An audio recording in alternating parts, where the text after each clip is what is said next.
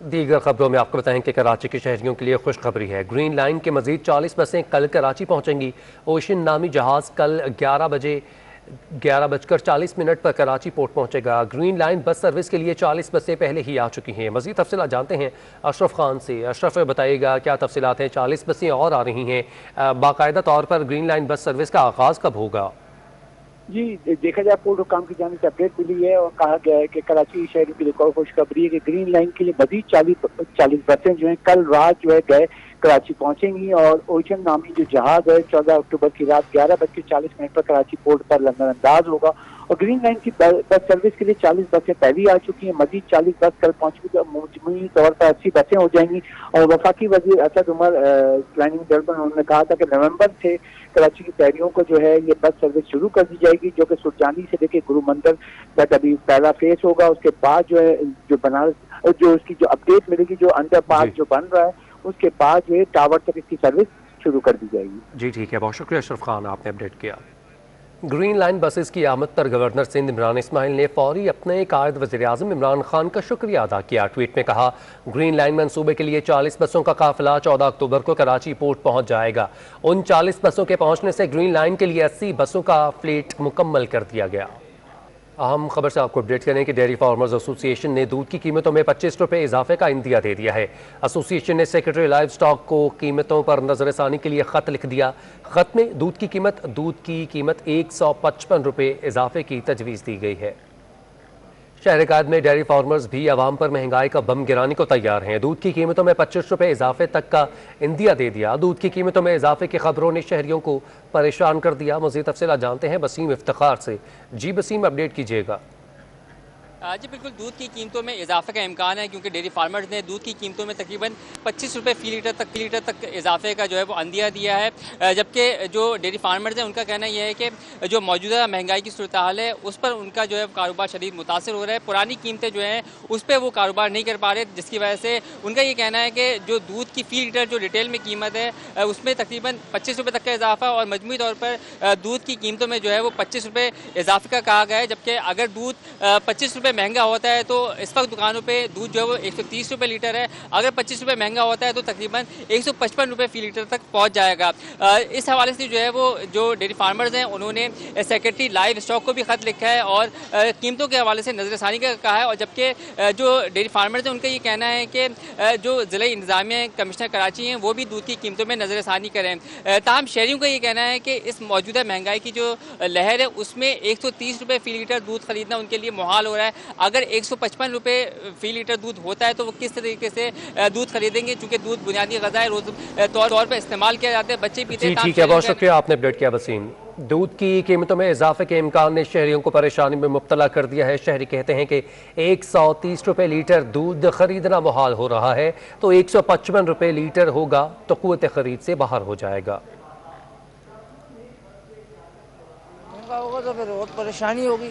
अभी कोई तो ऐसा लेने वाले भी नहीं, चलो हमारे पास है तो हम ले लेते हैं, सब थोड़ी ले सकते हैं इस तरह। 155 बहुत है। जैसे पहले थी 90 था, 100 था, इतना नॉर्मल तो कि हर बंदा अफोर्ड कर सके इसको। आदमी क्या खाएगा, क्या पिएगा, रोजगार है नहीं। अब दूध महंगा हो रहा है, तेल महंगा हो रहा है, आटा महंगा हो रहा है, हर चीज़ महंगी हो रही है।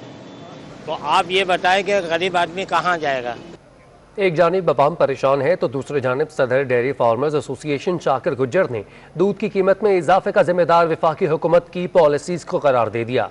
मतनबा किया कि अजनास की कीमतें कम ना की तो शहर में ताज़ा दूध की किल्लत पैदा हो जाएगी। सिटी 21 से खुसूसी गुफ्तगू में शाकिर गुज्जर का कहना था कि 4 साल में महंगाई बढ़ गई है तो दूध कमिश्नर के मुकर्ररा करदा 84 रुपये पर कैसे फ़रोख्त कर लें।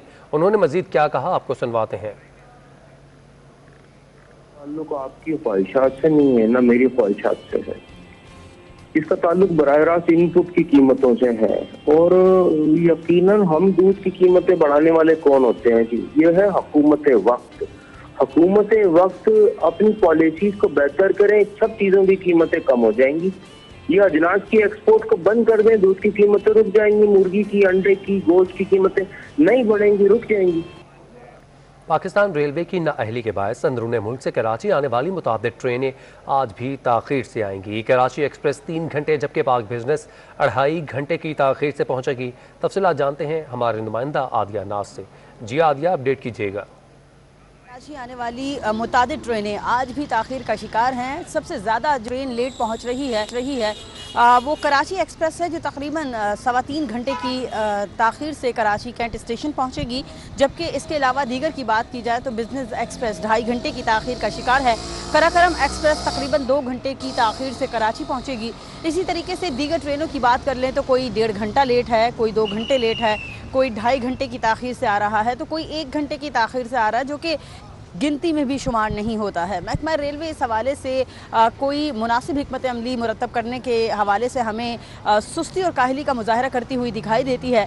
इस हवाले से हंगामी बुनियादों पर कुछ ना कुछ करना होगा, क्योंकि ये जो ट्रेनें रोज़ाना की बुनियाद पर लेट आ रही हैं ये तो कभी कभी 6-6 घंटे की ताखीर का शिकार हो जाती हैं और कभी तो 5 घंटे की ताखीर से यहाँ पहुँच रही होती है, जिसकी वजह से यहाँ से जो ट्रेनें लाहौर जाती हैं फिर उनको भी यहाँ से लेट जो है वो रवाना किया जाता है। क्योंकि ट्रेन जब लाहौर से यहाँ आती है तो फिर सर्विस स्टेशन जाती है, उसको वहाँ पर उसकी सफाई का काम किया जाता है, दैन उसके बाद फिर इसको यहाँ से रवाना किया जाता है। तो इस हवाले से महकमा रेलवे को अपनी कारकर्दगी पर तवज्जो देने की इंतहाई अशद ज़रूरत है, क्योंकि मुसाफिर इस जो ताखीर का आदिया नाज आपने अपडेट किया। महकमा तालीम सिंध के तालीमी निज़ाम में बेहतरी के दावे सिर्फ बयानात तक महदूद हैं। शहर में तलबा आज भी फर्श पर बैठ कर तालीम हासिल करने पर मजबूर हैं। इस हवाले से मज़ीद तफसीलात जानते हैं अपने नुमाइंदा एहसन चांडियों से। जी एहसन, अपडेट कीजिएगा। जी बिल्कुल, देखिए दुनिया चांद पर पहुंच गई तरक्की करके और पाकिस्तान का सबसे बड़ा शहर कराची के तालीमी इदारे बुनियादी सहूलतों से भी महरूम हैं। इस वक्त मैं मौजूद हूँ मलीर के government boys secondary school, campus school है ये कहलाता है, जो कि 4-5 कमरों पर मुश्तमिल है। और ये जो स्कूल इंतज़ामिया ने बताया है काफ़ी कदीम पुराना स्कूल है, लेकिन इसकी खस्ता हाली का शिकार है।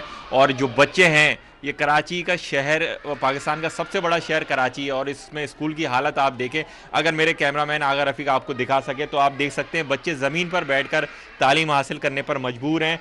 ये छोटे बच्चे हैं, यहीं से जो है बच्चे की बेस बनती है। जो तालीम का जो एक दिमाग में ख़्याल आता है वो ये आता है कि पुरसुकून माहौल, अच्छे इन्वायरमेंट में तालीम दी जाए। और जो हमारे वज़ीर तालीम है वो 12 जो है वो तालीम के जो भी वज़ीर तालीम आते हैं वो ये वादा करते हैं तालीम का कि जो है बेहतर तालीम दी जाएगी। प्राइवेट स्कूल के तर्ज पे जो है वो गवर्नमेंट स्कूल को बनाया जाएगा, स्टूडेंट को उस तरीके की दी जाएगी। टीचर्स की भर्तियां की जा रही हैं।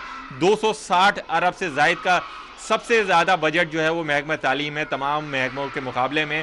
लेकिन अगर देखा जाए तो यहाँ पे सालों से 1 रुपया भी गवर्नमेंट की तरफ से खर्च नहीं किया गया है, जो कि बच्चों पे खर्च करना चाहिए। बड़ी तादाद इस इलाके की जो है वो इस स्कूल में जो है वो पढ़ती है। तकरीबन 300 से ज़ायद बच्चे हैं जो इस स्कूल में पढ़ते हैं। तो वज़ीर तालीम को चाहिए कि यहाँ पे नज़रसानी करें, इनके मसाइल को हल करें। उसके अलावा हम दूसरी जानिब बात करें कि उनकी जानिब से एक ये भी वादा किया गया था कि कैंपस स्कूलों को बड़े स्कूलों में जो है वो करीबी स्कूल है उसमें मर्ज किया जाएगा। वहाँ पे यहाँ से चंद कदम के फासले पे जो है एक बड़ा स्कूल सरकारी स्कूल है। जो स्कूल इंतज़ामिया से हमारी बात हुई है उनका ये कहना है कि उन्होंने कई बार लिखा है उनको कि उस स्कूल के साथ मर्ज कर दें, लेकिन जो है ये यहीं पे बहुत शुक्रिया एहसन चांडियों, आपने अपडेट किया। आगे बढ़े आपको बताएं कि शहर में डेंगू से मुतासर मरीजों की तादाद बढ़ने लगी है। रवा माह अब तक 262 अफराद में डेंगू की तशखीस हो चुकी है। और कौन से इलाके सबसे ज़्यादा मुतासर हैं, बात करते हैं अपने नुमाइंदा किफ़ायत अली शाह से। जी किफ़ायत, अपडेट कीजिएगा। जी दिन ब दिन कोरोना के साथ साथ जो है वो डेंगू के मरीज़ों में भी कराची में इजाफा हो रहा है। और अक्टूबर के महीने में अब तक 292 अफराद जो हैं वो डेंगू से मुतासर हो चुके हैं मुख्तलिफ इलाकों में। कराची में जहाँ सबसे ज़्यादा डेंगू वायरस पाया गया है वो बताया गया है कि डिस्ट्रिक्ट सेंट्रल और डिस्ट्रिक्ट ईस्ट में, इन दोनों जगहों पे मरीज़ भी जो है वो ज़्यादा तादाद में सामने आ रहे हैं। और कुछ पॉकेट्स भी जो है वो इन्होंने आइडेंटिफाई किए हैं जो हुकाम ने, कि यहाँ पर जो है वो ज़्यादा हैं। इनमें ज़िला वस्ती में ज़्यादा जो मच्छरों की अफजाइश गाहें हैं वहाँ पे पाई गई हैं। लेकिन केसेस जो हैं वो डिस्ट्रिक्ट ईस्ट और शर्की जो हैं, ये दोनों ज़िला शर्की और ज़िला वस्ती जो है ये दोनों साथ साथ हैं। सबसे ज़्यादा केसेस ज़िला शर्की में जो है वो सामने आए हैं। 63 अफराद ऐसे हैं कि जिनका ताल्लुक ज़िला शर्की में बताया गया है जो कि डेंगू से मुतासर हुए हैं, और इसके साथ साथ 62 अफराद ऐसे हैं जो कि जिनका ताल्लुक जो है वो ज़िला वस्ती से बताया गया है। तो लिहाजा ये 2 अजला में जो है वो डेंगू वायरस काफ़ी ज़्यादा तादाद में पाया गया है, और मजमूई तौर पर 292 अफराद में जो है वो डेंगू वायरस पाया गया है। तिब्बी माहिरीन बार बार इस चीज़ की ताकीद कर रहे हैं कि लोग जो हैं वो अपने अतराफ, अपने घरों के अतराफ साफ़ पानी ना खड़ा होने दें, और घरों में भी अगर साफ़ पानी बर्तन में रखा है तो उसे ढक कर रखें ताकि कोई मच्छर उस पर ना आके जो है वो अफजाइश पा सके। साफ पानी आपने अपडेट किया। एग्जीक्यूटिव डायरेक्टर JPMC शाहिद रसूल ने डेंगू से बचने के लिए अहम एहतियाती तदाबीर बता दी हैं। सिटी 21 से खुसूसी गुफ्तगू में शाहिद रसूल ने इलाके की सफाई सुथराई पर जोर दिया। मजीद उन्होंने क्या कहा, आपको सुनवाते हैं। सबसे इम्पोर्टेंट चीज ये कि लोग एक तो ये रियलाइज करें कि डेंगू कोई जानलेवा बीमारी नहीं है, हाँ। और दूसरा ये कि डेंगू किसी को डायग्नोज हो जाए तो पैनिक होने की जरूरत नहीं है। हाँ। 99% चांसेस हैं कि वो इंशाल्लाह रिकवर कर जाएगा प्रॉपर ट्रीटमेंट जी। तो ये 2 चीजें जहन में रखें। हाँ। प्रॉपर के पास जाएं। सबसे बड़ा मसला जो मैंने अपने करियर में देखा है कि डेंगू के पेशेंट को खूब महंगी IV एंटीबायोटिक्स लग रही होती है। हाँ। तो डेंगू को एंटीबायोटिक्स से कंट्रोल होता ही नहीं, तो ये फालतू के मेजर्स ना करें। मैंग्रोव्स की काश्तकारी के बढ़ते हुए रुझान के बायस खवातीन ने मैंग्रोव्स की नर्सरी कायम कर दी है। काका पीर में कायम नर्सरी में सिर्फ 10 रुपये में मैंग्रोव्स का पौधा दस्तयाब है। तफसीलात जानते हैं रबिया खान से। आज बिल्कुल लोगों में बढ़ता रुझान शजरकारी के बाद जो मैंग्रोव्स के दरख्त लगाने का रुझान भी काफ़ी लोगों में बढ़ रहा है, और मुख्तलिफ लोग जो है वो अवेयरनेस के लिए यहाँ पर आते हैं। काका पीर में इस वक्त हम लोग मौजूद हैं और यहाँ पर पौधे लगाए जाते हैं। इस बढ़ते रुझान को देखते हुए काका पीर की जो ख़वातीन हैं उन्होंने मैंग्रोव्स के दरख्तों की नर्सरी जो है वो कायम कर ली है, और यहाँ पर इनकी जानिब से वो जो पौधे हैं वो बेचे जा रहे हैं। इनसे ज़रा जानते हैं किस तरीके से मैंग्रोव्स के जो पौधा है उसे लगाया जाता है और कितने में जो है वो ये एक पौधा फ़रोख्त करती हैं। मुझे ये बताइएगा कि क्या अमल होता है, किस तरीके से जो है वो पौधा लगता है, कितना अरसा लगता है इसे जो है वो एक दरख्त बनने में? हम ये बीज लगाते हैं और 10 दिन में ही उगाता है ये, और 15-20 दिन में फिर 2 पत्ते आ जाते हैं इसमें। ये 3 इंच का या 4-5 इंच का जब बनता है फिर हम आगे देते हैं।